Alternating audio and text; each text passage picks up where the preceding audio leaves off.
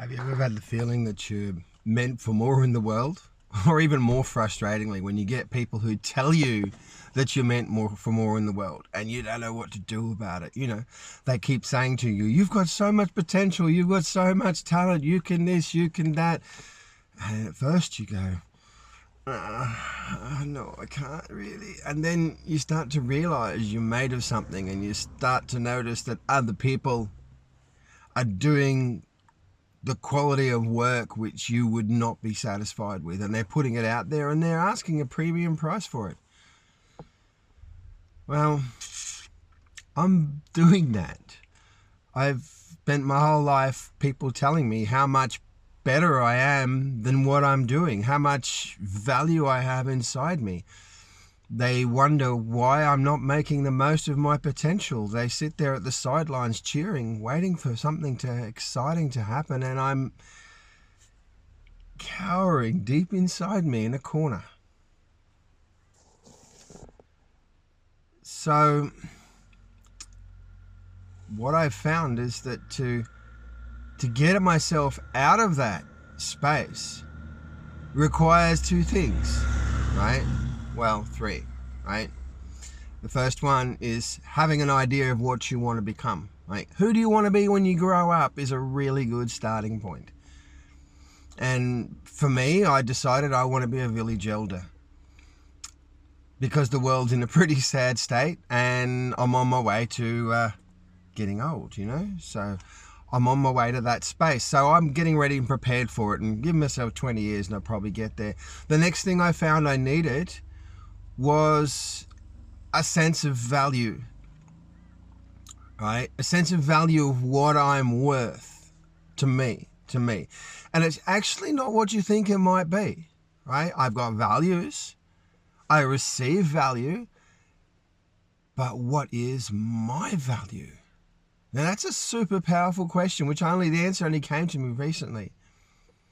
And the last thing I found I need was to accept the fact that I may not even ever reach this goal, this vision I have for myself. Because I think to myself, I want to be a such and such, oh no, but I can't do it. Oh no, but this, and oh no, but that. And listening to the oh no, buts, right? It's something you'll never ever achieve. This vision is something that will never ever come about. And dealing with this sense of like having to prove yourself, you've got to overcome that. You've got to find that you can strive for something that no one's ever going to see, that you're never ever going to achieve a perfection of. But what that does is it creates a bit of magic, right? And it's something that I call seek your peak. And that is when you imagine or you say to yourself, the peak of my life, the peak of my success will be right up there, you start trundling towards it. Well, once you've overcome this thing about proving yourself, you trundle towards this peak that you can see. And as you're trundling towards it, you go, okay, I need this, I need to be that, I need to learn this, I need to X, Y, Z that. And these things are what are called goals, right? So you have the vision, you have the goals, and the achievement is the goal itself. You achieve a goal, but then when you experience success is not achievement. Success is a feeling. Success is it feels like you're doing something with a purpose, with a reason. I have succeeded in having a purpose on earth, is about what I understand success to be. And having that purpose on earth is continually striving for that peak. So seeking your peak is the evolution of wisdom that is acquired while you seek your peak. Anyway, so you might have seen me stopping and starting and fitting and farting about coaching or about things that I'm doing or about workshops or whatever it is that you might have caught little bits and pieces or my question slides, right? These are my efforts to seek my peak. And each one of these things are bringing about an evolution in my character. Speaking to you on camera is one thing, right? sitting down and posing questions and interacting with people is all taken stuff out of me that I would have never imagined having a purpose to bring it forward, right? But here I am.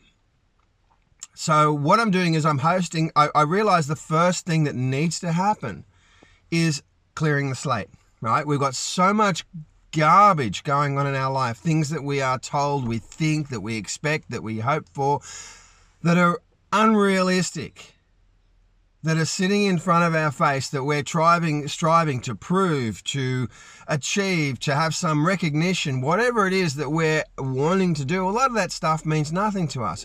What are we trying to prove to our ex-partner or our parents? So clear the slate first and find out what your values are, what you value. So I'm going to get to the point now. As part of my evolution, I'd like to bring to you my understanding of what can be really helpful, right? To bring yourself out of yourself and step into the world and be who you're going to be. And I'm starting with a 5-day program called Clear the Slate.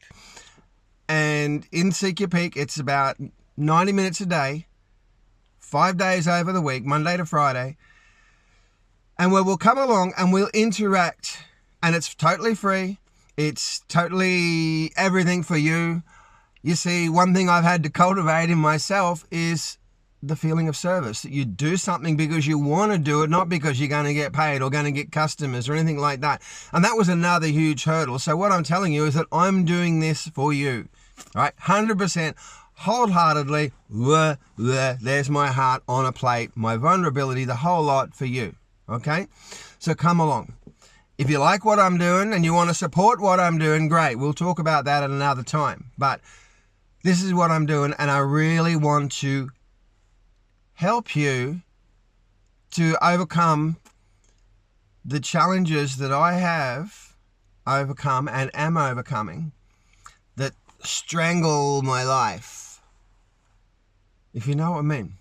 Anyway, click the link below, and I'm going to bail. I've got other things to do. So I look forward to seeing you there, okay? Bye-bye.